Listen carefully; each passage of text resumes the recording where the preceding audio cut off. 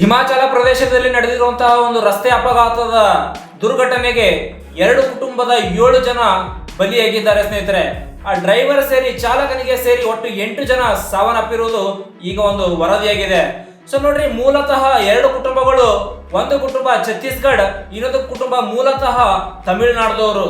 ಸ್ನೇಹಿತರೆ, ಎರಡು ಕುಟುಂಬಗಳು ಸದ್ಯಕ್ಕೆ ಪ್ರಸ್ತುತ ಬೆಂಗಳೂರಿನಲ್ಲೇ ವಾಸಿಸ್ತಾ ಇದ್ರು. ಸೊ ಛತ್ತೀಸ್ಗಢನ ಮೂಲತಃ ಕುಟುಂಬದವರು ಬೆಂಗಳೂರಿನ ಒಂದು IT ಕಂಪನಿಯಲ್ಲಿ ಕೆಲಸ ಮಾಡ್ತಾ ಇದ್ರು ಮತ್ತು ತಮಿಳುನಾಡಿನ ಮೂಲತಃ ಕುಟುಂಬ ಬೆಂಗಳೂರಿನ ದೊಡ್ಡಬಳ್ಳಾಪುರದಲ್ಲಿ ವಾಸಿಸ್ತಾ ಇದ್ರು.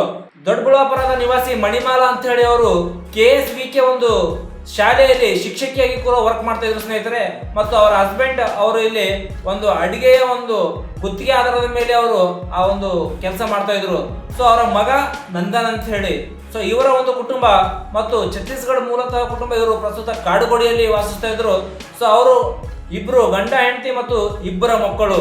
ಸೊ ನೋಡ್ರಿ, ಅವರು ಕೂಡ ಸೊ ಅರವಿಂದ್ ಮತ್ತು ಪತ್ನಿ ಪ್ರಾಚಿ, ಅವರ ಮಕ್ಕಳಾದಂತಹ ಅಕ್ಷರ್ ಮತ್ತು ದರ್ಶನ್ ಅಂತ ಹೇಳಿ. ಸೊ ಇವ್ರು 4 ಜನ, ಇವರು 3 ಜನ, ಎರಡು ಕುಟುಂಬ ಸೇರಿ 7 ಜನ, ಚಾಲಕ ಒಬ್ಬರು ಸೇರಿ 8 ಜನ ಸಂಪೂರ್ಣವಾಗಿ ಸಾವನ್ನಪ್ಪಿದ್ದಾರೆ ಸ್ನೇಹಿತರೆ. ಸೊ ಇದು ನೋಡ್ರಿ, ಚಾಂಬಾ ಜಿಲ್ಲೆಯ ಆ ಒಂದು ಸಚಿಸಾಬ್ ಭೈರಗಢ ರಸ್ತೆಯಲ್ಲಿ, ಅಂದ್ರೆ ಅದೇ ಒಂದು ರಸ್ತೆಯಲ್ಲಿ ಒಂದು ಅಪಘಾತ ನಡೆದಿದೆ. ಅಲ್ಲಿ ಏನಂತಂದ್ರೆ ಹಿಮದಿಂದ ಕೂಡಿದಿರುತ್ತೆ. ಸೊ ಹಾಗಾಗಿ ಅಲ್ಲಿ ಜಾಸ್ತಿ ತಿರುವುಗಳನ್ನು ಕೂಡ ಇದಿರುತ್ತೆ ಸ್ನೇಹಿತರೆ. ಸೊ ಆ ಒಂದು ಕಾರಣಕ್ಕೆ ಈ ಒಂದು ರಸ್ತೆ ಅಪಘಾತ ನಡೆದಿದೆ ಅಂತ ಹೇಳಿ ಅಲ್ಲಿನ ಪ್ರಸ್ತುತ ವರದಿಗಾರರು ಮತ್ತು ಪ್ರಸ್ತುತ ಒಂದು ಅಲ್ಲಿ ಪ್ರಾಥಮಿಕ ವರದಿಗಳ ಮೂಲಕ ತಿಳಿದಿದೆ ಸ್ನೇಹಿತರೆ. ಸೊ ನೋಡ್ರಿ, ಇವರು ಇಲ್ಲಿಂದ ಹಿಮಾಚಲ ಪ್ರದೇಶಕ್ಕೆ ಹೋಗಿ ಅಲ್ಲಿಂದ ಒಂದು ಇನೋವಾ ಟ್ಯಾಕ್ಸಿಯನ್ನ ಬುಕ್ ಮಾಡ್ಕೊಂಡು ಅವರು ಹೋಗಿರ್ತಾರೆ. ಸೊ ಅವರು ಹೋದ್ಮೇಲೆ ಬರುವಾಗ ನೋಡ್ರಿ, ಅಲ್ಲಿ ಫೋನ್ ಮಾಡ್ಬೇಕಂತಂದ್ರೆ ಯಾವುದೇ ತರಹದ ಒಂದು ನೆಟ್ವರ್ಕ್ ಅನ್ನು ಕೂಡ ಅಲ್ಲಿ ಬರೋದಿಲ್ಲ.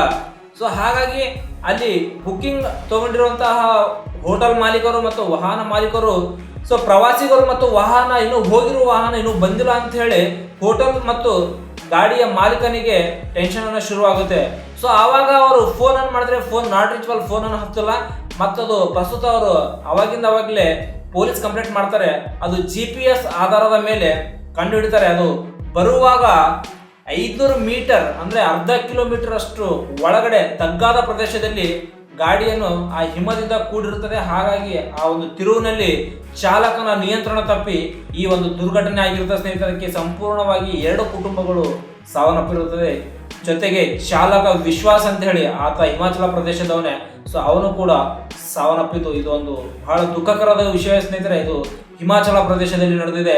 ಸೊ 2 ಕುಟುಂಬ ಬೆಂಗಳೂರಿನಲ್ಲಿ ವಾಸವಾಗಿದ್ದರು ಸ್ನೇಹಿತರೆ. ಈ ಒಂದು ದುರ್ಘಟನೆಗೆ ಸೊ ಹಿಮಾಚಲ ಪ್ರದೇಶದ ಮುಖ್ಯಮಂತ್ರಿಗಳಾದ ಸುಖೀಂದರ್ ಸಿಂಗ್ ಸುಖು ಅವರು ಸಂತಾಪವನ್ನು ಸೂಚಿಸಿ, ಸೊ ಇದಕ್ಕೆ ಬೇಕಾಗಿರುವಂತಹ ಎಲ್ಲ ತರಹದ ಒಂದು ಆಸ್ಪತ್ರೆಯಿಂದ ಪೋಸ್ಟ್ ಮಾರ್ಟಮ್ ಮಾಡಿ ಮತ್ತು ಅಲ್ಲಿ ಅಧಿಕಾರಿಗೆ ಅವರು ತಿಳಿಸಿದ್ದಾರೆ.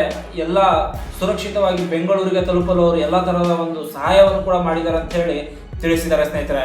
ಸೊ ಇಂಥ ಒಂದು ಘಟನೆ ಹಿಮಾಚಲ ಪ್ರದೇಶದಲ್ಲಿ ನಡೆದಿದೆ.